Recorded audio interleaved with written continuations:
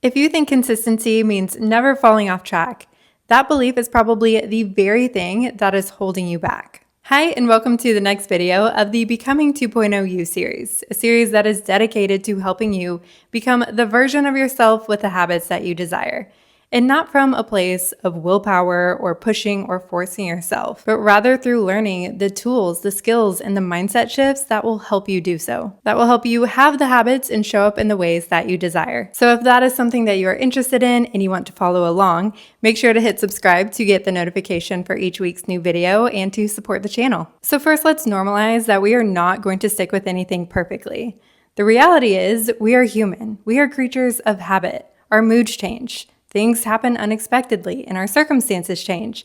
There are going to be times when we are stressed, when we are tired, when we feel really busy. There are going to be times when we just don't feel like doing the thing. So falling off track and experiencing resistance to your goals and the things you have intentions around, that is completely normal. And it can be really helpful to change our expectations to understand that this is likely just going to happen. And we can have compassion for that. We can have compassion for the fact that we are human and that life is life.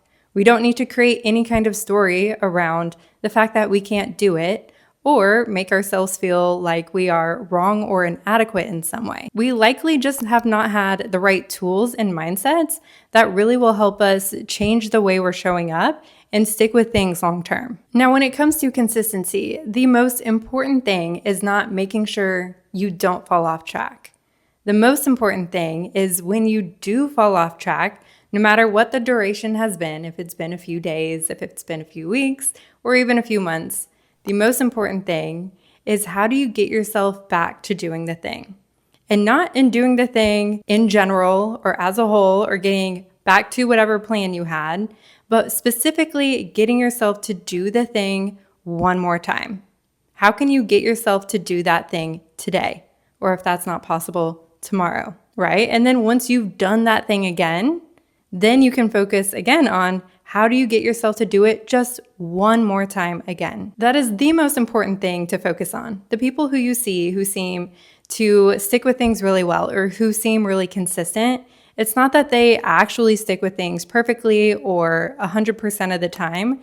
They're just really good at getting back to doing the thing anytime they start to fall off track. And something that might really help you with that is to reframe things to think less about things in terms of consistency and more about things in terms of frequency, aiming to do things frequently. When it comes to consistency, we tend to have a lot of negative connotations wrapped up in the word, and we think about it in terms of doing things perfectly or even doing things consecutively. But then when we miss a day or we don't stick to the plan exactly as it was laid out, we feel like we messed up. And then we might feel like, well, what's the point if I already messed up? I'll just start again next week. And for a lot of us, that can really lead to this more black and white type of thinking that really makes it so much harder to actually stick with things. So instead, we can think about things in terms of aiming to do them more frequently. And over time, that's what leads to increased consistency, especially the kind that actually gets you results, right? So for example, let's say someone's goal is to do 30 minutes of movement every single day. So we have person A, and person A maybe does things every single day for 5 weeks. They hit their movement goal. And then on week 6, something happens and they only do it 2 or 3 times. And then the next week, they only do it once. And then after that, things just fully roll into not doing it at all. They just revert back to the habits that they had beforehand. But in scenario 2, we have person B. And person B, maybe a lot of times, doesn't even go a full week, a full consecutive 7 days of hitting their daily 30-minute movement goal. But no matter if they miss a day or not, they keep aiming for it in the exact same way. And most weeks, they hit that goal most days. And so if we really zoom out and we look at a year from now, sure, person A had 5 weeks where they really stuck with it and they really got a lot of benefit out of all the movement they were doing. But here we are a year later and not much has really changed in their life because they, well, just reverted back to where they were beforehand. But with person B, here we are a year later. And sure, there were plenty of weeks where they didn't do it all 7 days of the week, but they're still doing it. It has become such an ingrained part of their lifestyle and just who they are as a person. They are now someone who consistently exercises. So if that's helpful for you, think about doing these things in terms of doing them more frequently rather than consistently. Now, the next thing is that falling off track can be such a neutral thing. We can choose to let it make us feel bad about ourselves or make it mean something about us, but we also can choose to see it as such a neutral thing, which it actually is. And it actually can be such a good thing because it presents the opportunity for us to learn more about ourselves. It creates a learning opportunity. The number one thing that ultimately is going to help us change our patterned ways of being and how we show up in the world and become more consistent with the type of habits we actually want to have is learning more about ourselves and really understanding ourselves and our patterns and our behaviors. And so every time we fall off track, that gives us more information about who we are, about how things affect us and how we tend to respond to things. And that kind of insight will help us immensely in becoming the version of ourselves that sticks with these things. And over the years, through my experiences, both with myself and working with clients, I got to really pick up on a lot of really common patterns. And one of the most intriguing ones to me was struggling to stick with something when we don't feel competent in that thing. So for example, I had a handful of clients who at some point or another had a goal of cooking more homemade meals. And initially when they would make that their goal, they would do it a few times and then they just wouldn't do it. And sure, again, we are creatures of habit. A lot of things can play into that, but through just reflection and asking questions and bringing more awareness to it, there were a number of times where it was simply they just didn't feel competent in the kitchen. They didn't feel like they knew if they were doing things right. And subconsciously, that discomfort led them to avoid it, right? And that kind of awareness is so helpful because now instead of trying to approach things from a place of, well, I just need to get myself to do it, or I just need to find a way to get the motivation. We can problem solve it from the standpoint of understanding what's really going on. And not only did that awareness help them with that goal specifically, but understanding that that's just kind of a tendency that they have, they now can use that awareness to help them in all areas of life through the rest of their life. So anytime you start to fall off track from something, that can be such a great thing because, again, there are going to be insights within there that will really help you in the future. So now let's get into some action steps you can do right now while you're watching this video. A lot of people get stuck because they only plan for their ideal scenarios. But we are not going to create a scenario where you don't get tired, where you don't get stressed, where you don't feel overwhelmed, where you don't experience resistance, where unexpected things don't pop up, where you don't feel uncomfortable or experience self-doubt. But what we can do is we can plan for those scenarios. So we're going to start by setting some bare minimums. So you want to take the specific actions that you are trying to get yourself to do.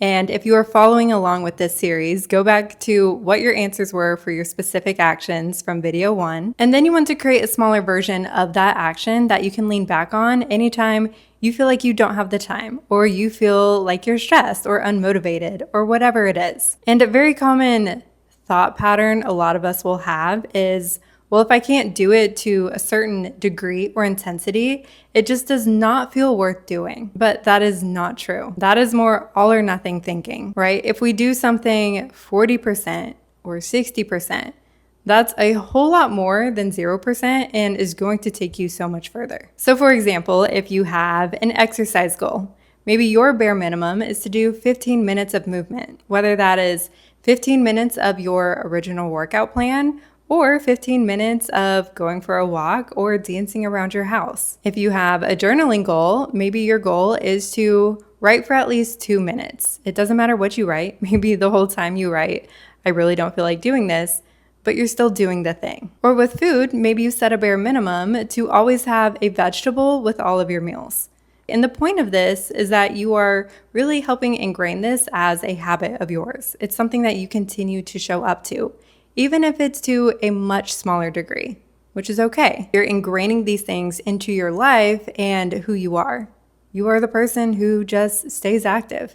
You're the person who journals. You're the person who eats healthy. Now, the second thing we're going to do is an exercise called obstacle anticipation, where basically you think about anything that might cause you to not follow through with those actions, and then you game plan for how you want to navigate those situations. So some examples of things that might pose as a barrier to you following through with the actions could be feeling tired, feeling unmotivated, feeling avoidant or stressed, not feeling competent in that thing, not sure if you can do it right, or life getting busy or something unexpected popping up. So for example, you can write down, if I feel tired after work, I'm going to do my bare minimum instead of just skipping. When I feel unmotivated, I can remind myself that that's normal and it's okay for things to be boring. I can remind myself to just let it be boring and that I want to be the type of person who shows up even when I'm not motivated. And maybe you can even plan for a way to make it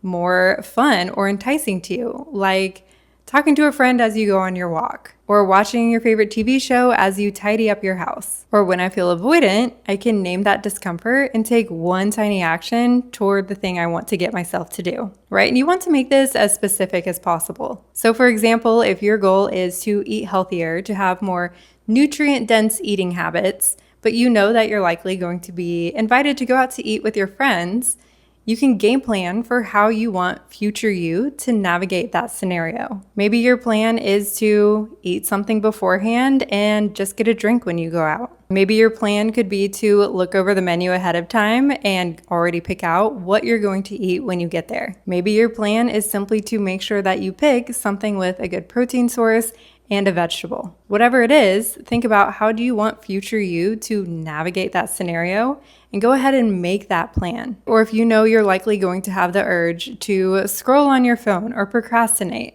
maybe your plan could be to take one tiny action at a time toward what you're trying to get yourself to do, such as if you have a goal to walk for 30 minutes a day, that next action might be to move toward your shoes. Start putting one foot in front of the other until you get to your shoes.